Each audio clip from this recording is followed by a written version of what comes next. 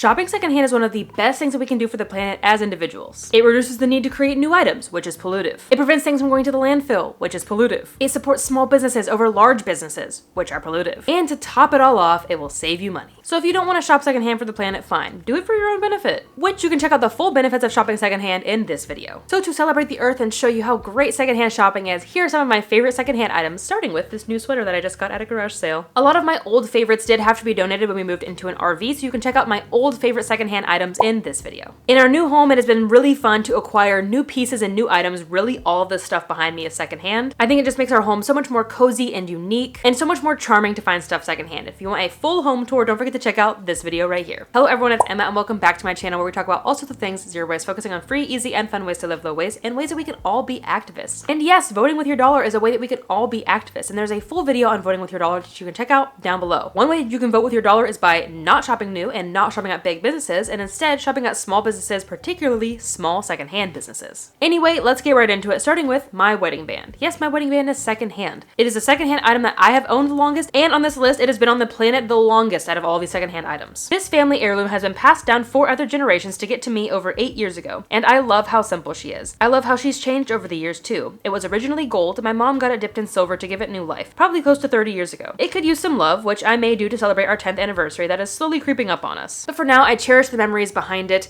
I love how you can kind of see some of the original gold starting to wear off where it has been rubbing my engagement ring, and just to know that there's a connection with all these other women in my family tree. So yes, it's possible to sport real diamonds in an eco-friendly way by shopping secondhand. And if you want a full video on the diamond industry, let me know. I would love to research that for myself. As I already hinted at, all of our office furniture is secondhand. Our bookshelf, my desk, Dan's desk, that little table right there, I found it on the curb the other day in the trash. Both of our chairs. This poster is secondhand. That is secondhand that I painted myself. That poster is secondhand. A frame that holds Dan's photograph is secondhand. Plant stand is secondhand. This plant stand is secondhand. And I particularly love our bookshelf. We have been dreaming of having a bookshelf since living in the RV, and we just had like a little cubby for our books. Now I have a really big, beautiful bookcase. And yeah, we got most of this stuff on secondhand sites like Facebook Marketplace and OfferUp, but we are not opposed to finding stuff at the thrift store or on the curb. And not only are the plant stands secondhand, the plants are secondhand as well. Yeah, I think all of them that we have not grown ourselves. Here's one that we are growing ourselves. It's an avocado. Look how cute she is. A little avocado sprout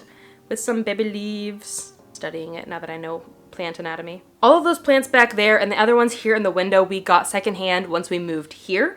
But we do have a pothos downstairs that we got secondhand in Las Vegas. So she is 4 years old since we've had her. We've had her for 4 years. And she lived in the RV with us. So this plant has been to over half of the US states in our RV, and she is still going strong and has at least 2 children that I have propagated. We have some other plant propagations from our other plants around as well. So this is not to say that buying new plants is bad, but buying secondhand plants is totally possible. It still keeps that stuff out of the landfill. It keeps the creation of new pots at bay. And if you don't want to shop secondhand, you should at least try propagating your own plants. It's again a totally free way to get some more plants. We also have a lovely bookshelf downstairs. This is dedicated mostly to my cone collection. Pine cones, spruce cones, cypress cones, you get the idea.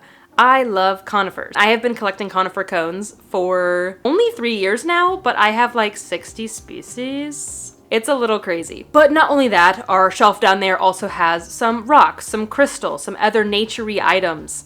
I just added some succulents the other day that are also propagated. And all of our nature guides, we've got some tree books, some bird books, some mushroom books. We've got Dan's photography as well. So even like, I would say 90% of the books on that shelf are also secondhand. Yeah, so this open bookshelf has just become our little naturalist corner, and I love it so much. I think it adds such a cute little charm to our living room. To include our secondhand lamps, and this one that Dan picked out is just so cool. Another absolutely favorite piece of furniture that we have is our beverage bar in the kitchen. This is another place that we really, really wanted when we lived in an RV, a place to make a tasty beverage because we love some coffee, we love some tea, we love some soda, and this is perfect. Not only was it perfect for drinks, but it has also been perfect for adding decoration to, adding stuff to hang on, and also drying herbs. And not only is the bar itself secondhand, but so is the electric kettle and the espresso machine. The soda maker is new, but it is made by a small European business made out of wood pulp. Our tea is supplied by local herb and bulk stores, and my teapot is also secondhand. I got this teapot secondhand in Las Vegas, but it is made in Japan, so it's a little tie-in to 2 places that I have lived in my life.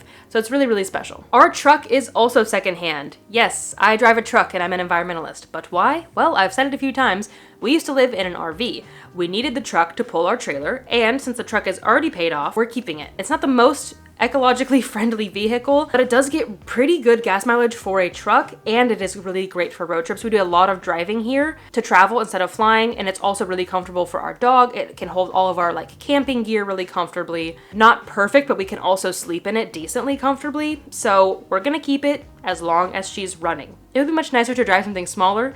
She is really big, but it gets the job done. Plus, now that we finally live in a walkable community, we rarely even drive. The most we drive per week is once to the neighboring town for groceries and maybe a couple out-of-town hikes here and there. Otherwise, you can catch us walking and biking to work, to school, to swing dancing, to dinner, to run errands, and all things of that nature. So, because we rarely use the car, it doesn't make much sense to buy a new one, honestly. Plus, it has still proved to be very, very useful. Okay, truly a prized possession is my Hunger Games books. I have loved the Hunger Games since I was in middle school. So quick story time. I didn't necessarily forget about them, but one day it just dawned on me like, oh, I should reread this book that I loved as a teen, as an adult, and see if it hits different.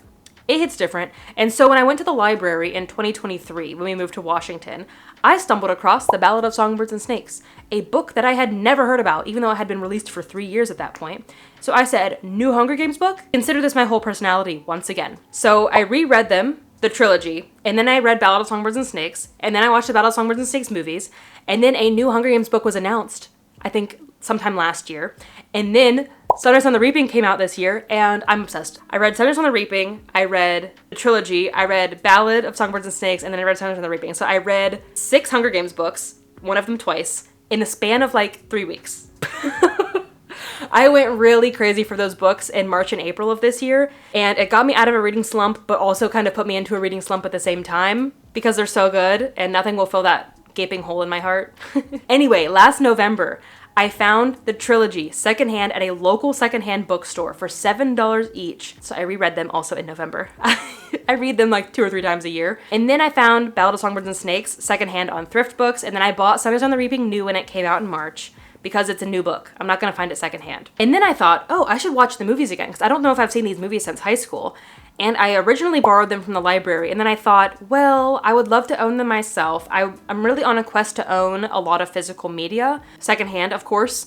So I found them all secondhand on Thrift Books yet again. So I have 4 out of 5 current movies, and I have all 5 books. But Sunrise on the Reaping movie is coming out next year, which I'm really excited to acquire one of these days. I have always loved the look of film and thought a film camera would be so fun. So Dan finally got me one a few Christmases ago, and he found it secondhand. And it has truly been so fun and expensive to learn. So yeah, film is not necessarily a sustainable hobby. There is the waste required of the film itself, but it is great that we found it secondhand.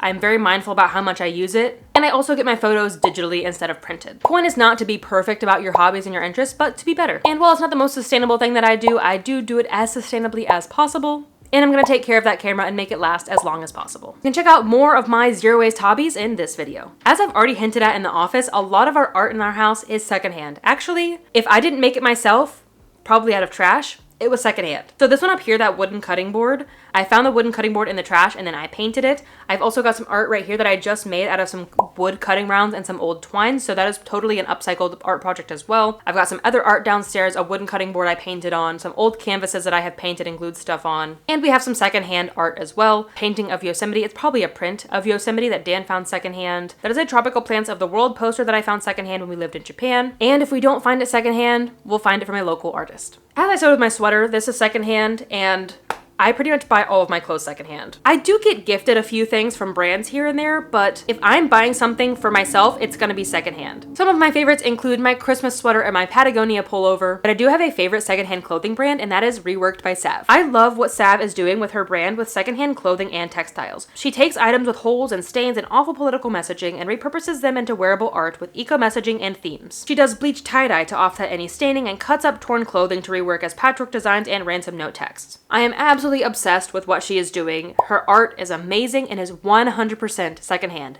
Yes, even the thread. So check her out down below. And lastly is my collection of trash items. I have found a lot of stuff, like that stand back there, in the trash. They may not be the best quality items, but they were on death's door. They were just about to be sent into the landfill, and I brought them into my home and I'm gonna use them. Starting with these books. Now, I do find a lot of books in free little libraries secondhand, but these I found on the ground.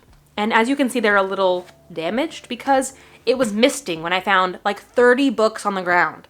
I rescued four books that I wanted to keep for myself right away because I was on foot. I didn't have room to carry all these books at once. And it took 6 days to figure out how to dry these. They look pretty good, other than being a little bit wrinkly. I got Milk Fed. I got The Seven Husbands of Evelyn Hugo. I got The Women by Kristen Hanna. And I got, it's like the sequel to Last Night at the Telegraph Club. I forget what the sequel is, which inspired me to buy Last Night at the Telegraph Club on Thrift Books for $6. They're probably my ugliest books, but they are my cheapest books. I also have a little teacup that I found on the shores of Okinawa, Japan, so it has some sentimental meaning to me, and I use it so much in the kitchen. And honestly, there's not a whole lot in our home here that we've found in the trash, but our home in Japan and Las Vegas was like full of curbside finds. I was obsessed. I love finding stuff on the curb, destined for the landfill, that I can take home and fix up and make new and make my own. I'm sure there is more where that came from, but this is all of my favorites that come to mind off the top of my head. Let us know down below what your favorite secondhand items are as well. And once again, be sure to check out that video above and below about why shopping secondhand is so important. And if you're interested in learning more about how to break up with overconsumption, you can check out this video next. Thank you so much for watching, especially if you made it all the way to the end. I really appreciate it. I will see you in the next one, but until then, remember that your small actions make a big difference in the long run. Bye, guys. And my tea kettle is also teapot. Make a big difference in the long run. Bye, guys. I was holding that in.